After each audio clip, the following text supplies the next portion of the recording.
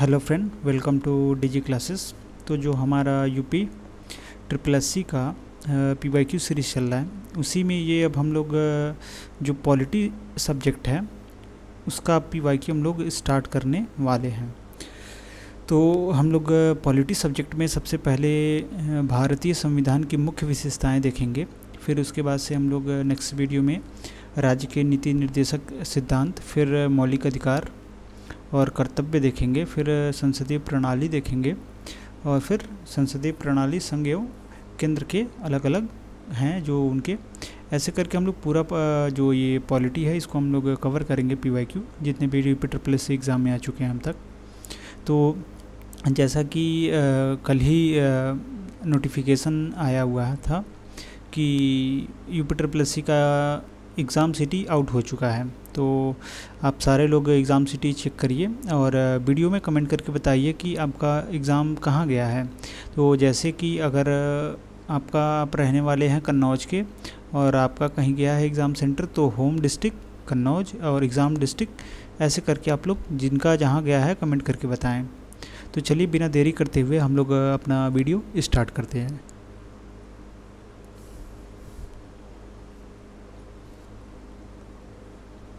और video start करने से पहले आप लोगों से रिक्वेस्ट रहेगा कि चैनल को सब्सक्राइब कर दीजिए और अपने दोस्तों के साथ कम से कम एक स्टडी ग्रुप में या फिर फ्रेंड सर्कल ग्रुप में ज़रूर शेयर करिए, जिससे हमें सब्सक्राइबर मिले और हमें motivation as a motivating factor काम करेगा कि आप लोगों के लिए और अच्छा कंटेंट लेके आएँ।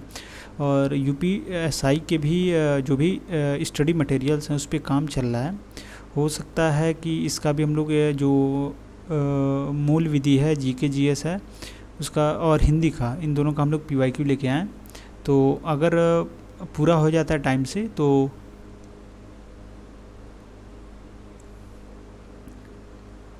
UPSI का भी जितना भी कंटेंट है सारा आ जाएगा। अगर नहीं हो पाता है तो कोशिश हम लोग करेंगे कि जो मूल विधि वाला सेक्शन है जो उसका हम लोग रिवीजन करा दें, जो नया वाला है PYQ बेसिस पे हम लोग रिवीजन करा दें और जो कंपैरिजन है वो करा दें, ऐसा कुछ चल रहा है। तो चलिए वो बात की बात है, लेकिन प्रेजेंट टाइम में हम लोग फोकस करते हैं अपना जो यूपी ट्रिपल एस सी है, एग्ज़ाम आ चुका है नज़दीक और हमें देखना है भारतीय संविधान की मुख्य विशेषताएं। तो इस टॉपिक में हमारा पहला क्वेश्चन है, भारतीय संविधान को माना गया है, तो ये क्या माना गया है? ये संघीय माना गया है कि एकात्मक है या संसदीय है? और डी है रूप विधान से संघीय और भावना से एकात्मक। तो इसका ऑप्शन डी हमारा सही हो जाएगा कि रूप विधान से संघीय है और भावना से क्या है, एकात्मक हमारा संविधान है। तो ऑप्शन डी हमारा करेक्ट हो जाएगा। नेक्स्ट क्वेश्चन हमारा, भारत में संविधान दिवस कब मनाया जाता है? तो ऑप्शन दे रखा है 26 नवंबर, बी 25 जनवरी, सी 15 अगस्त, डी 2 अक्टूबर। तो ये सबको पता होगा कि भारतीय संविधान दिवस 6 नवंबर को मनाया जाता है। तो ऑप्शन ए हमारा करेक्ट हो जाएगा। तो भारतीय संविधान दिवस प्रत्येक वर्ष 26 जनवरी को मनाया जाता है और वर्ष 1949 में संविधान सभा द्वारा भारतीय संविधान को 26 नवंबर को अपनाया गया था। इसी के परंतु पश्चात ही 26 नवंबर को हम लोग क्या मनाते हैं, संविधान दिवस मनाते हैं और 26 जनवरी 1950 को पूरे देश में ये जो संविधान है इसे लागू कर दिया गया था। नेक्स्ट क्वेश्चन है हमारा, भारतीय संविधान अपने नागरिकों को डैश की समानता का वचन देता है। तो ऑप्शन दे रखा है अभिव्यक्ति और विश्वास, बी है हैसियत और अवसर, सी है विचार और अभिव्यक्ति, डी है अवसर और अभिव्यक्ति। तो ऑप्शन सी हमारा करेक्ट हो जाएगा कि हैसियत और अवसर का ये क्या देता है, समानता देता है हमारा संविधान। तो इसमें और भी तरह की समानता प्रदान की गई है संविधान में, तो देख लेते हैं कौन कौन सा है। तो सामाजिक समानता देता है, आर्थिक और राजनीतिक न्याय का समानता देता है, विचार की समानता देता है संविधान, अभिव्यक्ति की समानता देता है, विश्वास, धर्म और उपासना की स्वतंत्रता की समानता देता है, प्रतिष्ठा या फिर वही हैसियत हम कहते हैं, और अवसर की समानता प्रदान करता है भारतीय संविधान अपने नागरिकों को।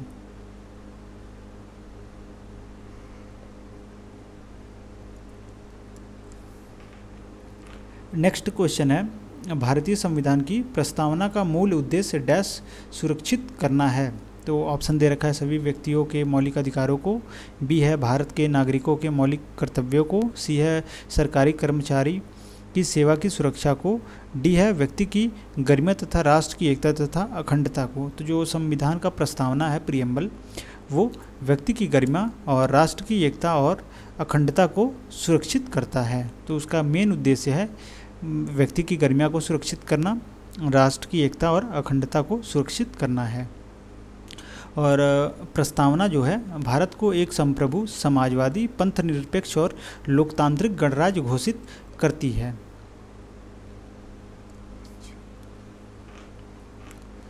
नेक्स्ट क्वेश्चन है, भारतीय संविधान में सामाजिक समानता का अर्थ है। तो ऑप्शन है केवल महिलाओं को समान अवसर, बी है मौजूदा प्रणाली को संशोधित करने के लिए कोई प्रयास नहीं किया जाना चाहिए, सी है शिष्ट वर्ग के प्रति पक्षपात और डी है समाज के सभी वर्गों के लिए समान अवसर। तो भारतीय संविधान में जो सामाजिक समानता का मतलब है, मीनिंग है, वो क्या है, समाज के जो भी वर्ग हैं, पिछड़े वर्ग हैं या अगड़े वर्ग हैं या जो भी हैं, उनको समान अवसर मिले। किसी भी तरह के नौकरी हो गया या फिर कोई भी अवसर प्रदान किया जा रहा है अगर भारत में, तो उनको सभी को समान अवसर दिया जाना चाहिए।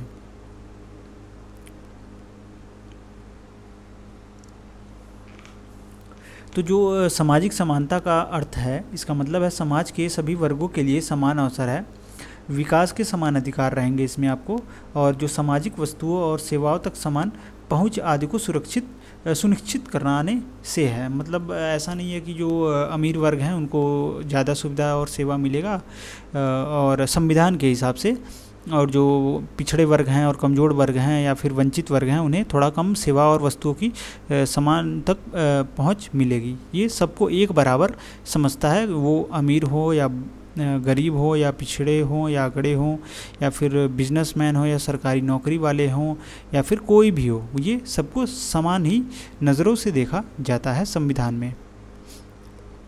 नेक्स्ट हमारा क्वेश्चन है, भारत के संविधान की प्रस्तावना में निम्नलिखित में से किस प्रकार की स्वतंत्रता का उल्लेख नहीं है। तो ऑप्शन दे रखा है विश्वास की स्वतंत्रता, बी है विचार की स्वतंत्रता, सी है आर्थिक स्वतंत्रता और डी है धर्म और उपासना की स्वतंत्रता। तो जो संविधान सभा है उसमें आर्थिक स्वतंत्रता का उल्लेख नहीं है, तो ऑप्शन सी हमारा करेक्ट उत्तर हो जाएगा। तो जो प्रस्तावना है भारत की संविधान की, उसमें विचार, अभिव्यक्ति, विश्वास और धर्म उपासना यानी फेथ और वर्शिप की स्वतंत्रता का उल्लेख मिलता है, लेकिन इसमें इकोनॉमिक लाइबर्टी का मतलब आर्थिक स्वतंत्रता का उल्लेख नहीं मिलता है। तो हमारा ऑप्शन सी जो है आर्थिक स्वतंत्रता, यही करेक्ट उत्तर हो जाएगा, जिसका मतलब है कि संविधान में इस जो प्रस्तावना है उसमें आर्थिक स्वतंत्रता का कहीं भी उल्लेख आपको देखने को नहीं मिलेगा। नेक्स्ट हमारा क्वेश्चन है, निम्नलिखित में से क्या भारतीय संविधान की मुख्य विशेषता नहीं है। तो ऑप्शन दे रखा है लिखित संविधान और संविधान की सर्वोच्चता, बी है शक्तियों का वितरण और सी है प्रतिबद्ध न्याय तंत्र और डी है अर्धसंघीय संरचना। तो जो प्रतिबद्ध न्याय तंत्र है ये इसका एक विशेषता नहीं है, तो ऑप्शन सी हमारा सही उत्तर हो जाएगा। और जो भारत की न्यायपालिका है ये स्वतंत्र रूप से काम करती है और स्थापना भारतीय संविधान की एक महत्वपूर्ण विशेषता है, न कि प्रतिबद्ध न्यायतंत्र है। और विकल्पगत और जितने भी ये तीन और दे रखे हैं, ये सर्वोच्चतम शक्तियों का वितरण और अर्धसंघीय संरचना, ये तीनों के तीनों क्या हैं, भारतीय संविधान की मुख्य विशेषता हैं। नेक्स्ट हमारा क्वेश्चन है, निम्नलिखित में से कौन सी भारतीय संविधान की मुख्य विशेषता नहीं है। तो ये है लिखित और विस्तृत संविधान, बी है द्विस्तरीय सरकार, सी है एकल नागरिकता और डी है सार्वभौमिक वयस्क मताधिकार। तो जो द्विस्तरीय सरकार है ये क्या है, भारतीय संविधान की मुख्य विशेषता नहीं है, और तीनों लिखित और विस्तृत संविधान है भारत में, एकल नागरिकता है और सार्वभौमिक वयस्क मताधिकार है। तो 23वें और 74वें संविधान संशोधन लागू होने के उपरांत अब संविधान में त्रिस्तरीय सरकार है, मतलब केंद्र, राज्य और स्थानीय जो म्युनिसिपल लोकल गवर्नमेंट होती है वो। नेक्स्ट हमारा क्वेश्चन है, ईस्ट इंडिया कंपनी ने किस वर्ष में कलकत्ता में सर्वोच्च न्यायालय की स्थापना की थी। तो इसका जो सही उत्तर इसमें नहीं दे रखा है। 1757 दे रखा है, 65 दे रखा है, 1773 दे रखा है, 1792 दे रखा है। तो जो सर्वोच्च न्यायालय की स्थापना हुई थी कलकत्ता में, वो 1774 में हुई थी, रेगुलेटिंग एक्ट 1773 के तहत। और 26 मार्च 1774 को द लेटर्स ऑफ पेटेंट के जारी किया गया था। और उसी के तहत क्या हुआ था, जो भारत में सर्वोच्च न्यायालय है, इसकी स्थापना हुई थी। और इसका सबसे पहला स्थापना कहाँ हुआ था, तो कलकत्ता में हुआ था। और टाइम याद कर लेंगे आप लोग, इसे इम्पोर्टेंट मार्क कर लेंगे, 26 मार्च 1774, और लोकेशन क्या है, जगह कलकत्ता है। नेक्स्ट क्वेश्चन है हमारा, मूल भारतीय संविधान निम्नलिखित में से किसके द्वारा हस्तलिखित था? तो ए है बाला साहेब गंगाधर खेर, बी है डॉक्टर बी.आर. अम्बेडकर, सी है विजय लक्ष्मी पंडित, और डी है प्रेम बिहारी नारायण रायजादा। तो जो प्रेम बिहारी नारायण रायजादा जी थे, यही संविधान को अपने हाथों से लिखे थे, पूरा का पूरा संविधान। तो ऑप्शन डी हमारा सही उत्तर हो जाएगा। और ये जो प्रेम बिहारी नारायण रायजादा जी का जन्म एक कायस्थ परिवार में 1901 में हुआ था। और इन्होंने ही जो भारत का संविधान है, इसने अपने हाथों से पूरा लिखा हुआ है, जो हैंड रिटन संविधान है। नेक्स्ट क्वेश्चन है हमारा, निम्नलिखित में से किसको संविधान की आत्मा के रूप में माना गया है? तो ये बहुत ही इंपॉर्टेंट प्रश्न हो जाता है, इसे आप इंपॉर्टेंट मार्क कर लेंगे। तो अगर आप सही उत्तर बता पाएँ तो इसका बताएं, नहीं तो हम फिर बता ही रहे हैं आपको। तो ऑप्शन ए दे रखा है प्रस्तावना, बी है मूल अधिकार, सी है राज्य के नीति निर्देशक सिद्धांत, और डी है राष्ट्रीय ध्वज। तो जो प्रस्तावना है, प्रियम्बल है भारत का, यही क्या है, भारत के संविधान की आत्मा है। और इसे ही क्या माना गया है, संविधान की आत्मा के रूप में माना गया है। तो जो भारतीय संविधान निर्माण सभा के एक सदस्य पंडित ठाकुरदास भार्गव ने कहा था कि प्रस्तावना संविधान की एक अतिमूल्यवान भाग है, यह संविधान की आत्मा है, यह संविधान की कुंजी है, तथा यह एक ऐसा तंत्र है जिससे संविधान को मापा जा सकता है। मतलब अगर हम प्रियम्बल पढ़ें तो हम ये अंदाज़ा लगा सकते हैं कि भारत का जो संविधान होगा वो कैसा उसका संरचना होगा। तो ये एक मूल ढांचा है, एक ब्लूप्रिंट प्रोवाइड करता है हमारे भारतीय संविधान का। तो नेक्स्ट हमारा क्वेश्चन आ जाता है, कैबिनेट मिशन योजना के तहत गठित अंतरिम सरकार का नेतृत्व किसने किया था? तो ऑप्शन ए है डॉक्टर राजेंद्र प्रसाद, बी है जवाहरलाल नेहरू, सी है सरदार वल्लभ भाई पटेल, और डी है राजगोपालाचारी जी। तो जो कैबिनेट मिशन आया था भारत में, इसके तहत जो अंतरिम सरकार बनी थी, तो इसका नेतृत्व किया था पंडित जवाहरलाल नेहरू जी ने। और 24 अगस्त 1946 को इस अंतरिम सरकार की घोषणा की गई थी। और वायसराय इसमें कार्यपालिका का पदेन अध्यक्ष था, जबकि जो जवाहरलाल नेहरू जी थे, ये इन्हें उपाध्यक्ष या उपसभापति बनाया गया था। नेक्स्ट क्वेश्चन हमारा आ जाता है, 13 दिसंबर 1946 को संविधान सभा में उद्देश्य प्रस्तावना यानी ऑब्जेक्टिव रिजोल्यूशन किसके द्वारा पेश किया गया था? तो ये दे रखा है पंडित जवाहरलाल नेहरू, बी है सरदार वल्लभ भाई पटेल, सी है सरोजनी नायडू, और डी है डॉक्टर राजेंद्र प्रसाद। तो 13 दिसंबर 1946 को संविधान सभा में उद्देश्य प्रस्तावना यानी ऑब्जेक्टिव रिजोल्यूशन पेश किया गया था, और जो कि पंडित जवाहरलाल नेहरू के जी के द्वारा पेश किया गया था। तो ऑप्शन ए हमारा सही उत्तर हो जाएगा। नेक्स्ट हमारा क्वेश्चन है, भारत के संविधान की प्रस्तावना को कहा जाता है? तो क्या कहा जाता है? ए है आमुख, बी है प्रलेख, सी है राजनीति के निर्देशक सिद्धांत, डी है संविधान की मुख्य विशेषताएं। तो जो आमुख है यही क्या है, करेक्ट उत्तर है, यही भारत के संविधान को प्रस्तावना को कहा जाता है। और भारत के संविधान की प्रस्तावना को उद्देशिका या आमुख या प्रियम्बल कहा जाता है। और ये 42वें संविधान संशोधन अधिनियम 1976 द्वारा उद्देशिका में यानी प्रियम्बल में समाजवादी, पंथनिरपेक्ष और अखंडता शब्द जोड़े गए थे। तो इसे भी आप इम्पोर्टेंट मार्क कर लेंगे। जो 42वां संविधान संशोधन हुआ था, इससे समाजवादी, पंथनिरपेक्ष और अखंडता शब्द जोड़े गए थे, किसमें? प्रियम्बल में।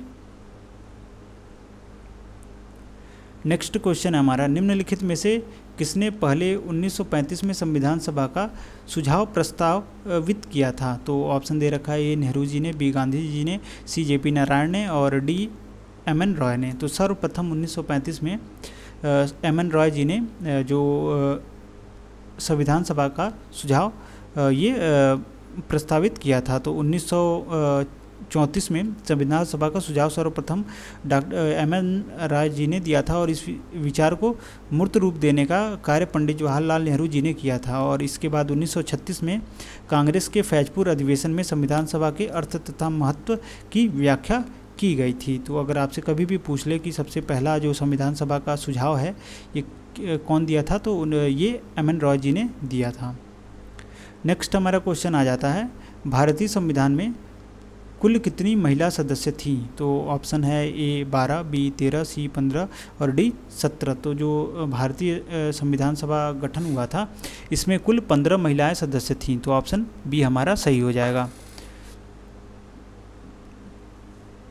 नेक्स्ट क्वेश्चन है, संविधान सभा के पहले अध्यक्ष कौन थे? तो ऑप्शन है A doctor B.R. Ambedkar, B है डॉक्टर सच्चिदानंद सिन्हा, C है डॉक्टर राजेंद्र प्रसाद और D है उपयुक्त में से कोई नहीं। तो जो डॉक्टर सच्चिदानंद सिन्हा जी थे ये सर्वप्रथम जब बैठक हुई थी 1946 में, 9 दिसंबर 1946 में, तो उस टाइम ये भारत के संविधान सभा के प्रथम अध्यक्ष थे और ये अस्थायी अध्यक्ष इनको बनाया था, टेम्पररी अध्यक्ष बनाया गया था। और 11 दिसंबर 1946 को डॉक्टर राजेंद्र प्रसाद जी को जो संविधान सभा था भारत का उसका सर्वसम्मत अध्यक्ष चुना गया और ये अस्थायी अध्यक्ष इन्हें चुना गया था।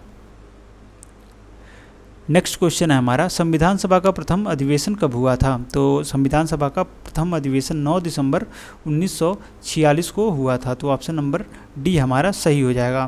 तो ये जो प्रथम अधिवेशन है ये 9 दिसंबर से लेकर 23 दिसंबर 1946 तक चला था और इसका मुख्य उद्देश्य था भारत के लिए संविधान का निर्माण करना। और 9 दिसंबर 1946 को संविधान सभा का अस्थायी अध्यक्ष सच्चिदानंद सिन्हा जी को चुना गया था और 11 दिसंबर 1946 को अस्थायी अध्यक्ष किन्हें चुना गया था जरा कमेंट करके हमें बता देंगे। जस्ट अब इसके पहले वाला क्वेश्चन में हमने आपको बताया है।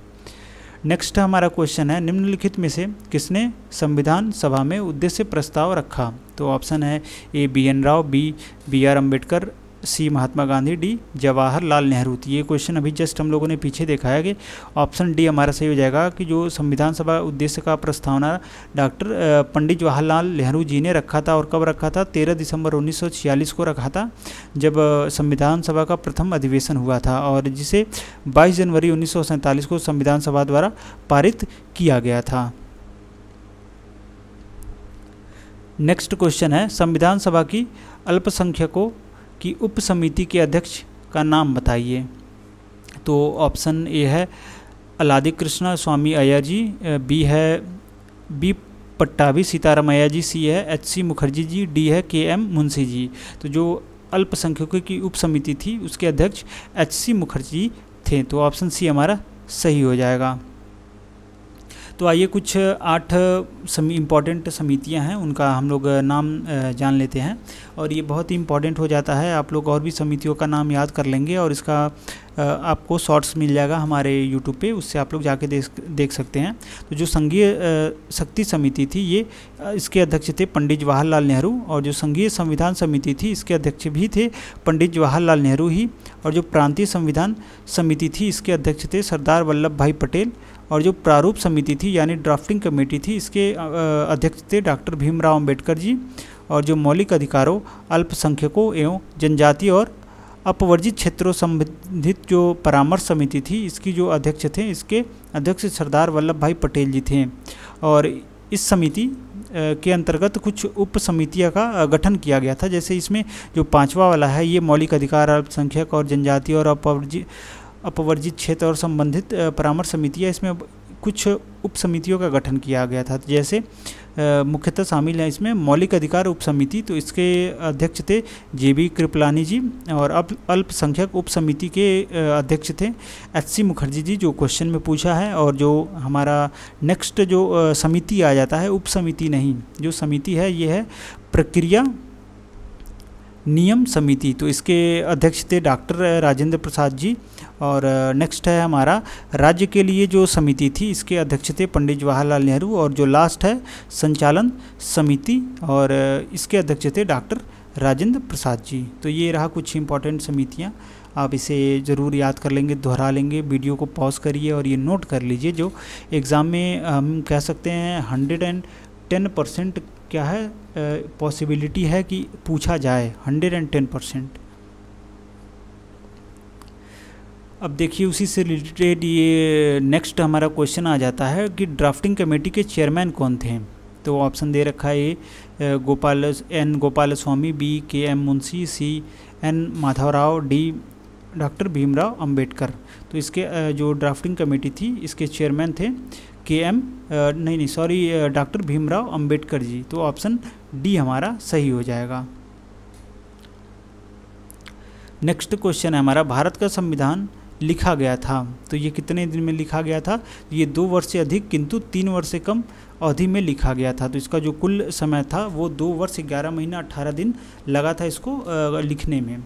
और ये किनके द्वारा लिखा गया था ज़रा कमेंट करके बता देंगे। ये क्वेश्चन हम लोगों ने देख लिया है अभी जस्ट इसके पहले। तो आइए इसका कुछ इंपॉर्टेंट पॉइंट देख लेते हैं। तो 2 वर्ष 18 महीने 11 महीने 18 दिन लगा था। और जो भारतीय संविधान त्रिमार्ती सभा की पहली बैठक 9 दिसंबर 1946 हुई थी और भारतीय संविधान को 26 नवंबर 1949 को संविधान निर्मात्र सभा द्वारा अपनाया गया था। और जबकि जो 26 जनवरी 1950 को भारतीय संविधान पूर्णतः पूरे देश में लागू कर दिया गया था। नेक्स्ट हमारा क्वेश्चन आ जाता है, भारत का संविधान सभा द्वारा डैश में अपनाया गया था और 26 जनवरी 1950 को लागू हुआ था। तो इसका अभी हम लोगों ने जस्ट ऊपर वाले जो क्वेश्चन का एक्सप्लेनेशन था उसी में हम लोगों ने देखा था कि जो संविधान सभा है ये संविधान को 26 जनवरी 1949 को अपनाया था। तो ऑप्शन सी हमारा करेक्ट हो जाएगा और इसे 26 जनवरी 1950 को पूरे देश में लागू कर दिया गया था। नेक्स्ट हमारा क्वेश्चन है, संविधान सभा द्वारा भारतीय संविधान को कब पारित किया गया था। तो ऑप्शन है ए 26 जनवरी 1950, बी 26 जनवरी 1950 नवंबर 1950 26 नवंबर 1950, सी है 14 अगस्त 1947 और डी है 26 नवंबर 1949। तो जो पारित किया गया था संविधान को ये 26 नवंबर 1949 को पारित किया गया था संविधान सभा में। तो ऑप्शन डी हमारा करेक्ट उत्तर हो जाएगा। नेक्स्ट हमारा क्वेश्चन है, इनमें से कौन सा कारक नहीं है जो भारतीय संविधान के निर्माण में योगदान देता है। तो ऑप्शन ए जो है औद्योगिकी क्रांति, ये इसका कारक नहीं है। ये हमारा संविधान लागू होने के बाद, देश आज़ाद होने के बाद औद्योगिकी क्रांति की गई थी, वो हमारा 5 ईयर प्लान में आता है। और ये ज़रा कमेंट करके बताएंगे कि औद्योगिकी क्रांति कौन से 5 ईयर प्लान में लागू किया गया था। और जो तीनों ऑप्शंस हैं, ब्रिटेन में संसदीय लोकतंत्रता, रूस में समाजवादी क्रांति, अमेरिका में अधिकारों का विधेयक, ये क्या है, निर्माण योगदान देता है। नेक्स्ट हमारा क्वेश्चन है, भारतीय संविधान के स्वतंत्रता, समानता और बंधुत्व के आदर्श कहाँ से लिए गए। तो इसके आदर्श फ्रांसीसी संविधान से लिए गए हैं। तो ऑप्शन ए हमारा करेक्ट उत्तर हो जाएगा। नेक्स्ट क्वेश्चन है, भारतीय संविधान में संघवाद निम्न में से किस देश से लिया गया है। तो संघवाद जो लिया गया है ये कनाडा से लिया गया है। ऑप्शन बी हमारा सही हो जाएगा। नेक्स्ट क्वेश्चन है, इनमें से कौन सा भारतीय संविधान की एक महत्वपूर्ण विशेषता नहीं है। यह एक लिखित संविधान है, यह एक अनुय्य है, इसे संशोधित किया जा सकता है, लेकिन यह अन्वय है, इसे भी है कुछ भाग के रूप में, यानी इसकी मूल संरचना को संशोधित नहीं किया जा सकता। ये भी सही है। यह एकल है क्योंकि केंद्र में अधिक शक्ति है, लेकिन यह संघीय भी है क्योंकि शक्तियाँ केंद्र और राज्य के बीच विभाजित हैं। ये भी हमारा सही है। और जो ऑप्शन डी है, इसे राज्य के राज्यपाल, संसदों और विधेयकों के परामर्श से संशोधित किया जा सकता है। तो ये ऑप्शन हमारा नहीं है। ये पार्लियामेंट यानी संसद के द्वारा ही संशोधित किया जा सकता है। ऑप्शन डी हमारा सही उत्तर हो जाएगा। तो जो भारतीय संविधान का अनुच्छेद 368 में संविधान संशोधन की शक्ति प्रक्रिया दी गई है, जिसके तहत संविधान संशोधन की शक्ति संसद को दी गई है। राज्य के राज्यपाल को संविधान संशोधन का अधिकार नहीं है। उल्लेखनीय है कि संसद प्रस्तावना तथा मूल अधिकारों सहित संविधान की किसी भी भाग में संशोधन कर सकती है, किंतु संविधान के आधारभूत ढांचे में संशोधन नहीं कर सकती है। तो जो मेन बेस है भारतीय संविधान का, इसमें संसद भी संशोधन नहीं कर सकती है। जो केवल जो मूल अधिकार सहित संविधान किसी भी भाग में संशोधित कर सकती है, लेकिन जो मूल ढांचा है, आधारभूत ढांचा है, इसमें संशोधित नहीं कर सकती। नेक्स्ट हमारा क्वेश्चन है, निम्नलिखित में से कौन भारत के संविधान की मुख्य विशेषता नहीं है? तो इसमें ऑप्शन दे रखा है, ए त्रिस्तरीय सरकार, बी सार्वभौमिक वयस्क मताधिकार, सी राजनीति निर्देशक के सिद्धांत, डी सबसे छोटा लिखित संविधान। ये ऑप्शन गलत है। जो हमारा भारत का संविधान है पूरे विश्व में सबसे बड़ा और लिखित संविधान है, तो ऑप्शन डी गलत हो जाएगा, जो कि करेक्ट उत्तर हो जाएगा इस क्वेश्चन के हिसाब से। नेक्स्ट हमारा क्वेश्चन है, भारतीय संविधान कितने शब्दों का बना है? तो ऑप्शन दे रखा है, ए 40,000, बी 60,000, सी 80,000 और डी 1,20,000। तो जो 1,20,000 है ये हमारा करेक्ट उत्तर हो जाएगा। इतने शब्दों से मिलकर हमारा जो भारतीय संविधान है ये बना हुआ है। तो निर्माण इसका किया गया था जो भारतीय संविधान का, तो उस टाइम मूल संविधान में 22 भाग थे, 395 अनुच्छेद थे और 8 अनुसूचियाँ हैं। लेकिन वर्तमान में अगर गणना के हिसाब से देखा जाए, काउंट किया जाए, तो टोटल 25 भाग हैं, 468 प्लस अनुच्छेद हैं और 12 अनुसूचियाँ हैं भारतीय संविधान में। और ये विश्व का सबसे बड़ा संविधान है और इसे लगभग 1,20,000 शब्दों से बनाया गया है। नेक्स्ट और लास्ट हमारा क्वेश्चन है इस वीडियो का, भारत के संविधान में डैश अनुसूचियां हैं? तो ऑप्शन डी हमारा क्या है, करेक्ट हो जाएगा, जो कि प्रेजेंट टाइम में वर्तमान में केवल 12 अनुसूचियां हैं। और जब बना था, मूल जब लागू हुआ था, तो मूल संविधान में 8 अनुसूचियां थी। तो हमारा डी उत्तर करेक्ट हो जाएगा। और बी हमारा क्या है, ये जो बना था मूल संविधान में, उसमें अनुसूचियों का संख्या है। तो आज के लिए बस इतना ही। नेक्स्ट वीडियो में हम लोग देखेंगे राज्य के नीति निर्देशक सिद्धांत। तो चलिए मिलते हैं नेक्स्ट वीडियो में। तब तक के लिए वीडियो को लाइक करिए, सब्सक्राइब करिए और अपने दोस्तों के साथ ज़रूर शेयर करिए। और एग्ज़ाम बहुत ही नज़दीक आ चुका है, तो हम लोग कोशिश करते हैं कि प्रीवियस से 1-2 महीने का करंट अफेयर करा दिया जाए, जिससे हमको लगता है कि कुछ अच्छे खासे क्वेश्चन फंस सकते हैं। तो आपको करंट अफेयर में भी एक अच्छा सा एक सपोर्ट मिल जाएगा, जानकारी मिल जाएगी। तो चलिए घटना चक्र का ही जो मंथली मैगजीन आता है, उसी से हम लोग क्या करेंगे, करंट अफेयर कवर कर लेंगे। तो चलिए मिलते हैं नेक्स्ट वीडियो में। हो सकता है करंट अफेयर का आ जाए या फिर राज्य के नीति निर्देशक सिद्धांत के रहें। तो बने रहिए चैनल के साथ, लाइक करिए, शेयर करिए अपने दोस्तों के साथ और टेलीग्राम ज्वाइन कर लीजिए, जहाँ पे आप लोगों को ये PDF वगैरह जो भी नोटिस वगैरह रहता है सारा इन्फॉर्मेशन मिल जाएगा। तो चलिए मिलते हैं।